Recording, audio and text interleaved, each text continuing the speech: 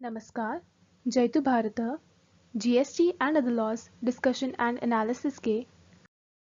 आज के अंक में आपका स्वागत है। 18 जुलाई 2022 से फूड प्रोडक्ट्स जो प्री पैकेज्ड एंड लेबल्ड हो उन पर या तो जीएसटी का रेट ज़्यादा है या उस पर एग्जम्पशन नहीं है, कुछ जीएसटी लगेगी। तो प्री पैकेज्ड एंड लेबल्ड किसे कहेंगे उसके बारे में डेफिनेशन तो नोटिफिकेशन में ही इंसर्ट कर दी गई है, लेकिन उससे रिलेटेड कुछ फ्रिक्वेंटली आस्क्ड क्वेश्चंस और उनके replies central board of indirect taxes and customs ने जारी किए हैं। प्री पैकेज्ड एंड लेबल्ड, इस एक्सप्रेशन का क्या अर्थ होता है यह तो notification number 1/2017 central tax rate के अंदर डिफाइन कर दिया गया है, जिसके अनुसार pre packaged commodity as defined in clause L of section 2 of the legal metrology act 2009, यानी यह जो कमोडिटी है यह लीगल मेट्रोलॉजी एक्ट 2009 के सेक्शन 2 के क्लॉज एल में दर्शाए अनुसार प्री पैकेज्ड कमोडिटी होनी चाहिए। वह सेक्शन और उसका क्लॉज प्री पैकेज कमोडिटी को कैसे डिफाइन करता है यह भी हम देखते हैं, और उसके अलावा जो दूसरी रिक्वायरमेंट है कि इस प्रकार की pre package commodity required to bear the declaration under the provision of legal metrology act 2009 and the rules made thereunder. इस प्रकार के प्री पैकेज कमोडिटी के ऊपर लीगल मेट्रोलॉजी एक्ट और उसके तहत बनाए गए रूल्स के अंतर्गत डिक्लेरेशन होना चाहिए। वह डिक्लेरेशन किस पर होना चाहिए? या तो the package in which the commodity is pre packed, या तो जो पैकेज है उसके ऊपर वह डिक्लेरेशन होना चाहिए, या a label securely affixed thereto, या उस पैकेज के ऊपर एक लेबल अच्छे से चिपकाया होना चाहिए जिसके ऊपर यह डिक्लेरेशन हो। तो ये दोनों रिक्वायरमेंट यदि कंप्लीट हो तभी उसे प्री पैकेज्ड एंड लेबल्ड कहा जाएगा। इसमें ध्यान देने योग्य बात यह है कि प्री पैकेज कमोडिटी का तो अर्थ क्लियर है कि सेक्शन 2 के क्लॉज एल के अनुसार होना चाहिए, और जो डिक्लेरेशन है उसमें डिक्लेरेशन हो यह जरूरी नहीं है, लेकिन required to bear the declaration, यदि लीगल मेट्रोलॉजी एक्ट और उसके रूल्स के तहत डिक्लेरेशन देना जरूरी भी है तब भी वह इस एक्सप्रेशन के अंतर्गत आ जाएगा और उस पर जीएसटी लगेगी। प्री पैकेज्ड कमोडिटी की डेफिनेशन हम देखें तो लीगल मेट्रोलॉजी एक्ट के सेक्शन 2 क्लॉज एल में pre packaged commodity means a commodity which without the purchaser being present is placed in a package of whatever nature. Purchaser की उपस्थिति की बिना उस वस्तु को पैकेज के अंदर पैक किया जाता है, वेदर सील्ड और not, so that the product content therein has a pre determined quantity. उस पैकिंग को सील किया भी हो या न भी किया हो, लेकिन उस पैकेज के अंदर पहले से निर्धारित क्वांटिटी होती है। तो पूर्व निर्धारित क्वांटिटी का जो पैकेज होता है उसे प्री पैकेज कमोडिटी कहते हैं। अर्थात हम जैसे किसी दुकान में, मॉल में जाते हैं, किसी वस्तु को हम 1 किलो, 500 ग्राम, 5 किलो ये हम खरीदना चाहें और उसका पहले से पैकिंग हो तो वह प्री पैकेज कमोडिटी कहा जाता है। जबकि कहीं पर लूज हो कमोडिटी और हम जाकर कहें कि हमें इतना वजन की यह वस्तु दे दो और हमारे सामने ही यदि वह पैक किया जाता है तो उसे प्री पैकेज कमोडिटी नहीं कहा जाएगा। ये भारत सरकार के ministry of finance, department of revenue, tax research unit ने 17 जुलाई 2022 को GST applicability on pre package and labelled goods, इसके ऊपर यह FAQs जारी किए हैं। इन FAQs में जो पहला क्वेश्चन पूछा है, what change has been made with respect to packaged and labelled commodity with effect from the 18 July 2022। 18 जुलाई से क्या चेंजेस किए गए हैं, इसमें यही बताया गया है कि पहले जो नोटिफिकेशन के अंदर वर्डिंग्स यूज किए गए थे कि put up in a unit container and bearing a registered brand name, उसके बदले में अब प्री पैकेज एंड लेबल यह वर्ड्स इंसर्ट कर दिए गए हैं। उसके अलावा जो कर्ड, लस्सी, पफ राइस, इन कई चीज़ों पर अलग से एडिशनल जीएसटी पहले नहीं लगती थी, अब लगाना स्टार्ट कर दिया है। अदरवाइज जिन पर पहले जीएसटी लगती थी उनमें जो मुख्य चेंज किया गया है वो यही है कि जो यूनिट कंटेनर में होते थे और ब्रांड नेम का जहां पर कंसेप्ट था, उसके बदले में अब जो वर्डिंग्स यूज़ किए गए हैं वो प्री पैकेज्ड एंड लेबल्ड, ये वर्डिंग्स यूज़ किए गए हैं। तो अब हमको जीएसटी का रेट जानना है या कोई वस्तु खाद्य पदार्थ एग्जम्प्टेड हैं या टैक्सेबल हैं, वो देखने के लिए यह सुनिश्चित करना पड़ेगा कि क्या वह वस्तुएं प्री पैकेज्ड एंड लेबल्ड के दायरे में आती है कि नहीं आती है। Legal metrology packaged commodity rules 2011 का यह चैप्टर 2 जिसमें यह सेक्शन 3 है, इसके प्रोविज़न भी देख लेते हैं। The provisions of this chapter shall not apply to packages of commodities containing quantity of more than 25 kg or 25 liter excluding cement and fertilizer sold in bags up to 50 kg। ये जो packaged commodity के rules हैं वह cement और fertiliser में 50 kilo की bag तक लागू होते हैं और अन्य कमोडिटीज़ के लिए 25 किलोग्राम या 25 लीटर से कम की कमोडिटी हो, 25 किलोग्राम और 25 लीटर तक की, तभी तक यह पैकेज्ड कमोडिटी के रूल्स लागू होते हैं। दूसरा, packaged commodities meant for industrial consumer और इंस्टीट्यूशनल कंज्यूमर्स, यदि 25 किलोग्राम और 25 लीटर से कम भी हो तब भी यदि पैकेज कमोडिटी इंडस्ट्रियल कंज्यूमर या इंस्टीट्यूशनल कंज्यूमर के उपयोग के लिए हो तो उस केस में भी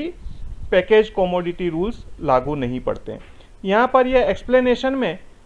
इंस्टीट्यूशनल कंज्यूमर और इंडस्ट्रियल कंज्यूमर का अर्थ दिया है। Institutional consumer means the institutional consumer like transportation, airways, railways, hotels, hospitals और any other service institutions who buy packaged commodities directly from the manufacturer for use by that institution। यहाँ पर यह word from the manufacturer यह important है। यदि manufacturer से directly purchase करते हैं तो इंस्टीट्यूशनल कंज्यूमर को यह पैकेज कमोडिटी रूल्स में से मुक्ति दी गई है। Industrial consumer means the industrial consumer who buy package commodities directly from the manufacturer for use by that industry. ये जो इंस्टीट्यूशनल कंज्यूमर हैं वहाँ पर अधिकांशतः जो बताया है वहाँ पर वह वस्तुएं उसी फॉर्म में अन्य किसी को दे दी जाती है, सर्विस प्रोवाइड करने के लिए उपयोग में आ जाती है, जबकि इंडस्ट्रियल कंज्यूमर में वे वस्तुएं दूसरी वस्तु मैन्युफैक्चर करने के उपयोग में आ जाती है। फ्रीक्वेंटली आस्क्ड क्वेश्चन में सेकंड क्वेश्चन यही है कि जो खाद्य पदार्थ, दलहन, आटा, खाद्यान्न, ये सब में प्री पैकेज्ड एंड लेबल्ड इसका जीएसटी के उद्देश्य से क्या स्कोप है।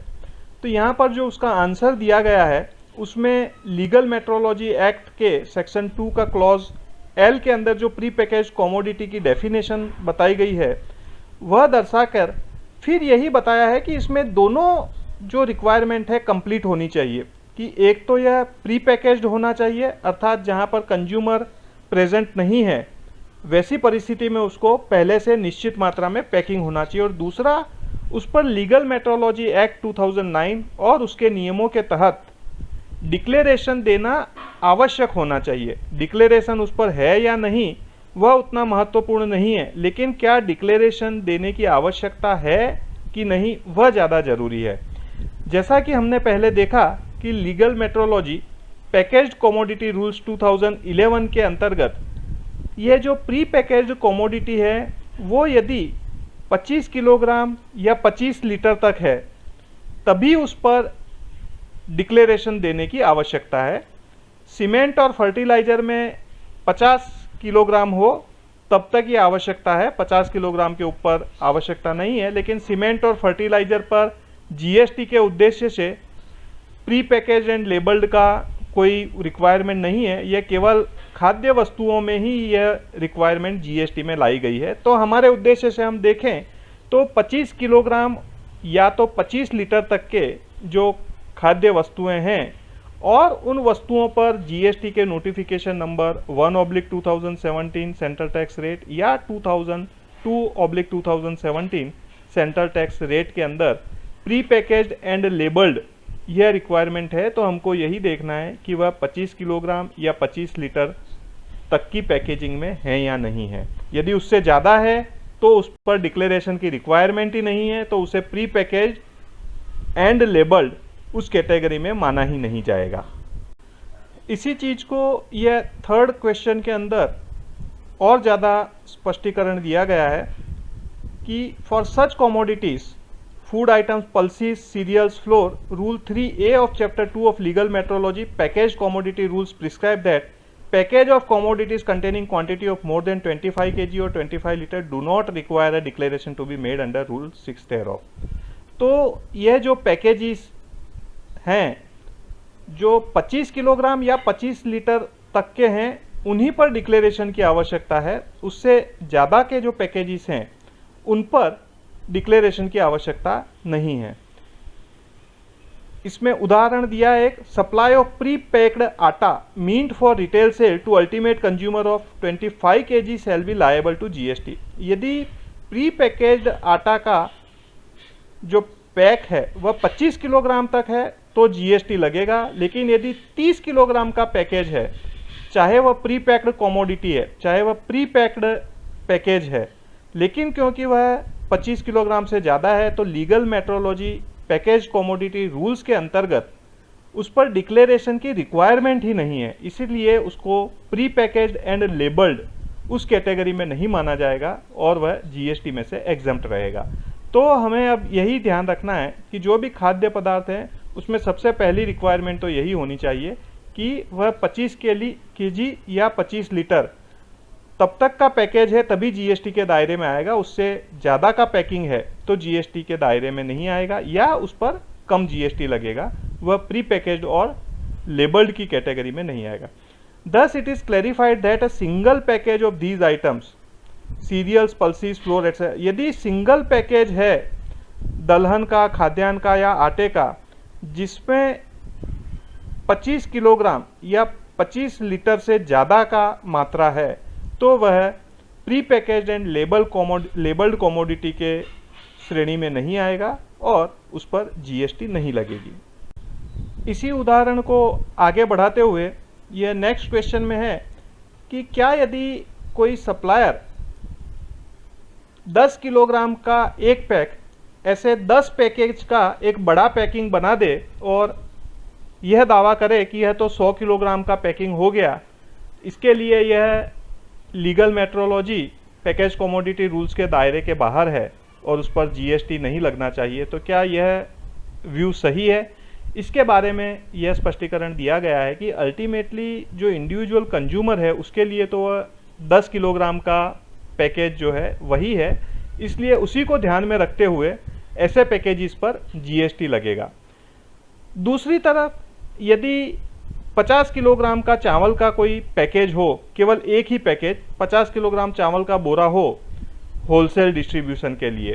तो वह legal metrology package commodity rules 2011 के जो रूल 3 है उसके अनुसार उस पर कोई डिक्लेरेशन देने की आवश्यकता नहीं है। हालांकि रूल 24 के अनुसार कुछ डिक्लेरेशन देना है, लेकिन फिर भी उसे यह नहीं माना जाएगा कि इस पर डिक्लेरेशन रिक्वायर्ड है और वह जीएसटी के दायरे से बाहर रहेगा, उसे pre packaged and labelled commodity नहीं मानी जाएगी। नेक्स्ट क्वेश्चन है कि जीएसटी किस स्टेज पर अप्लाई होगा? जब मैन्युफैक्चरर, प्रोड्यूसर होलसेल डीलर को सप्लाई करता है उस समय या उसके बाद में भी अप्लाई होगा? तो इसका आंसर क्लियर है कि हर स्टेज जहां पर सप्लाई है वहां पर जीएसटी एप्लीकेबल होगा, क्योंकि आपको ज्ञात ही है कि जीएसटी मैन्युफैक्चरर के ऊपर या सेल के ऊपर नहीं है, यह सप्लाई के ऊपर है। तो जहां पर भी सप्लाई इन्वॉल्व है, मैन्युफैक्चरर से होलसेलर के पास, डिस्ट्रीब्यूटर के पास, डीलर के पास और अंत में रिटेलर के पास, हर स्टेज पर जहां पर सप्लाई इन्वॉल्व है वहां पर जीएसटी का लेविएबिलिटी हमको देखना होगा। और जिस स्टेज तक यह वस्तु पैकेज्ड कमोडिटी, प्री पैकेज्ड और लेबल्ड के फॉर्म में है वहां तक उस पर इसी प्रकार से जीएसटी लगेगा। और यदि जो नेक्स्ट बायर है उसको इनपुट टैक्स क्रेडिट की उपलब्धता होगी तो वह इनपुट टैक्स क्रेडिट भी ले सकता है। यदि रिटेलर थ्रेशोल्ड लिमिट के अंदर है, अर्थात यदि उसका 40 लाख से कम का टर्नओवर है या वह कंपोजिशन टैक्स पेयर है, 1.5 करोड़ से कम का उसका टर्नओवर है, तो उसका भी लाभ उसे मिलेगा। तो इस प्रकार से हर सप्लायर के स्टेज पर देखना है कि वह जो सप्लाई कर रहा है वह वस्तु प्री पैकेज्ड एंड लेबल्ड की श्रेणी में आती है या नहीं आती है, और उसको किस प्रकार से उस पर टैक्स की देयता होगी वह सुनिश्चित करना है।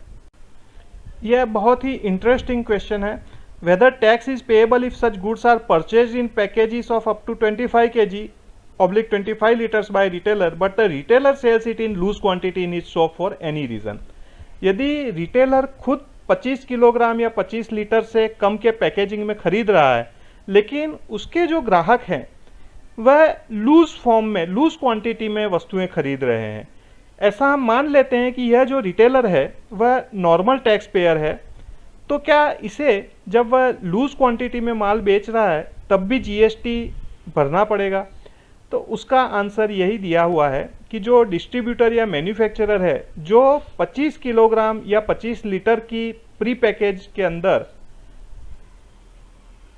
वस्तु बेच रहा है वह प्री पैकेज्ड एंड लेबल्ड की कैटेगरी में आएगा। लेकिन क्योंकि रिटेलर जब वस्तु बेच रहा है तब वह लूज क्वांटिटी में बेच रहा है, तो वह प्री पैकेज्ड क्वांटिटी नहीं रही, तो वह प्री पैकेज्ड कमोडिटी का ही फर्स्ट जो क्राइटेरिया है वही फुलफिल नहीं करता है, तो इसलिए उसे प्री पैकेज्ड एंड लेबल की कैटेगरी में नहीं माना जाएगा और वह जीएसटी उस पर नहीं लगेगा, या तो जो भी वस्तु है उसके अनुसार कम जीएसटी लगेगा नोटिफिकेशन में जो रेट है उसके अनुसार। यदि पैकेज्ड कमोडिटीज को इंस्टीट्यूशनल कंज्यूमर या इंडस्ट्रियल कंज्यूमर को सप्लाई किया जाता है तो उस केस में क्या उसको pre packaged and labelled commodity माना जाएगा? तो इसका आंसर दिया है supply of package commodity for consumption by industrial consumer और institutional consumer is excluded from the purview of legal metrology act